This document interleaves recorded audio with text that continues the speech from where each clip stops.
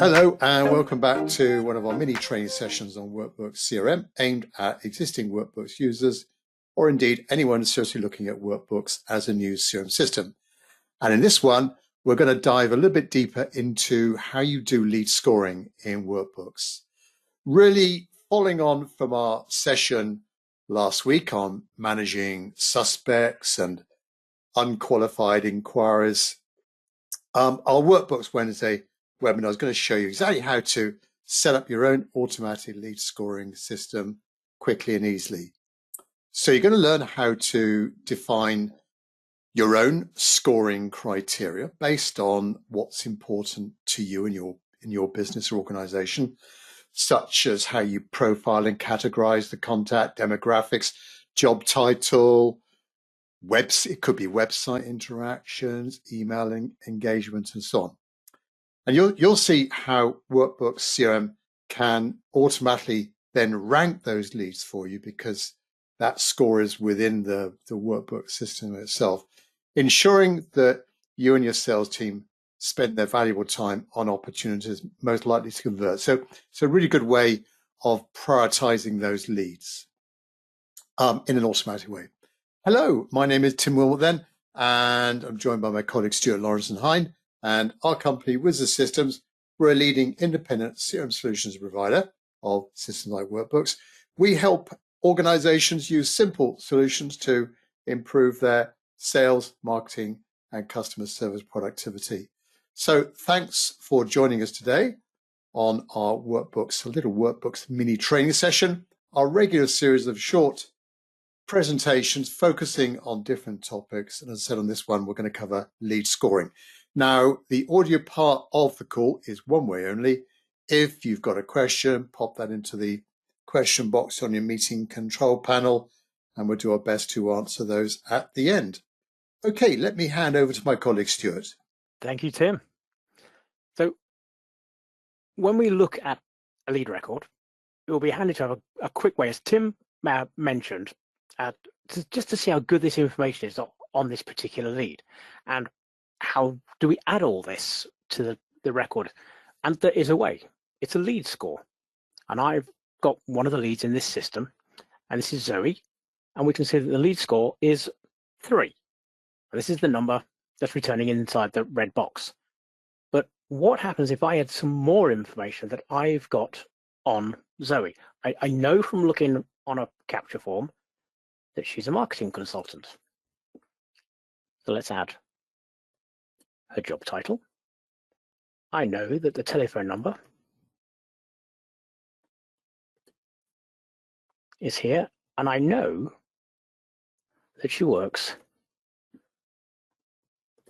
for Hodge Telecom. Now, I can see from this capture form that I've got that Zoe came from a trade show, and because of this little piece of information I've got now, I'm going to set the opening rating just as warm. Let me save the record. I've gone from 3 to 13. Now that's a lead we can work with all this information. I know who they are, I know what their job is, I know who they work for, I now have a telephone number, and I know where this information came from. I've got all the follow-up information that I need. But what was it that changed that value on the lead score? Well, it's a field that's looking at other fields that we've told it to watch. Then it adds up those fields using some values that we've given it. Then returns that as a number, and the higher the number, the better the information. Now in this test system, it's looking at the following fields: the email field, the organization field, telephone number, job title, and that rating. And each of these fields has been given a value, and you can set these values to whatever you want. So let's have a quick look at what's doing the driving. And it's just a report. But what we've done is for each field that I mentioned, we've given them a value. Email has 3. Organization has 3. Telephone number has 2. Job title has 2. And it adds all those up and puts those into that cell for me. Now, it's a lot easier than it looks. It's just doing some very, very simple calculation. And you can see this in action. If we go back to zero and we see we've got 13, well, what happens if I think that actually her job title field is worth a lot more than just 2? That's quite a powerful piece of information to have. So I'll say if we are able to capture someone's job title, it should be worth 5. Now when I go back to here and save it again, I've now got a score of 16, an even better record to work with, and that score's gone up. So by using this information, you can help your salespeople, your sales team.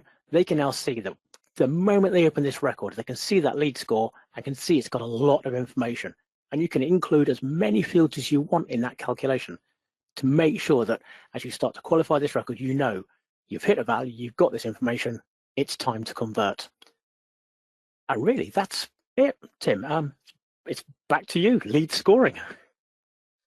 Yeah, thanks very much, Stuart. So as you can see, a nice visual way for everyone to see those all important leads with that actual number and the kind of traffic light system with those visual colors as well to help you home in on the most important prospects for your business. And one of the questions we had the other week was, when would you convert a lead to an opportunity? Well, it might be when they hit a certain threshold, a certain number.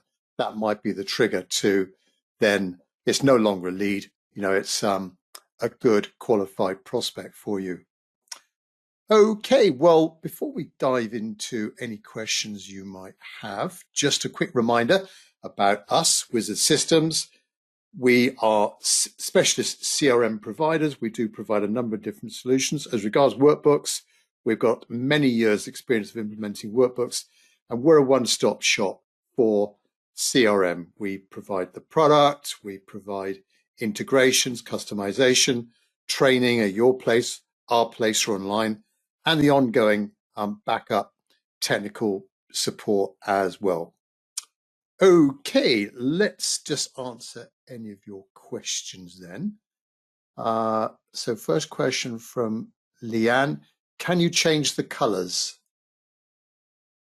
Oh, sorry. Yes, I should have mentioned that. Yeah, I've gone with simple traffic lights, red, amber, green. But yeah, you can just make it that when it's between a value, greater than this and less than this, it's one color. And you can set them exactly as you need. So it might be that you want sort of a corporate look to it. But yeah, you control it completely.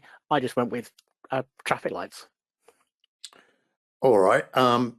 Interesting question is this one from Joe. Is it possible to set up a negative score, for example, deducting points if a lead unsubscribes from our emails or visits certain page on our website? Well, certainly you can go down to probably 0 or something like that. But yeah, what do you think about that, Stuart? So a negative score. I think you're right. I think the score would be 0. In my demo, I used the email field as one of the capture fields, being one of the most important fields you can have. And so I gave that a value. And because that's mandatory, you're always going to score at least that when you have this lead score field. But yeah, there could be a point where you'd end up with 0. It all depends on the criteria. But I don't think you can go below 0. No, but obviously 0 wouldn't be brilliant. 0 wouldn't be good. No. Yeah, so you're going to have that scale down to 0 typically that we've seen. And then as regards the other point to that question, visits to certain pages on the website, you've got to have the add-on for that. So Gator Leads or the Force 24 solution for workbooks to track live client website visits to your sites. Right, thanks very much, the two of you, for those. Right, so in wrapping things up, we're currently on 7.4. We've got a marketing course going on next week, full day course at our place on how to take advantage of workbooks and all of the marketing things that it can do for you. And workbooks users, have you got any suggestions for future topics for these Workbooks Wednesdays or Workbooks 101 sessions? Please drop us a line. We'd love to consider those. So thanks very much for your time, those of you on here live. and we'll catch up with you hopefully next week on another workbooks topic. Thanks very much indeed. Bye-bye.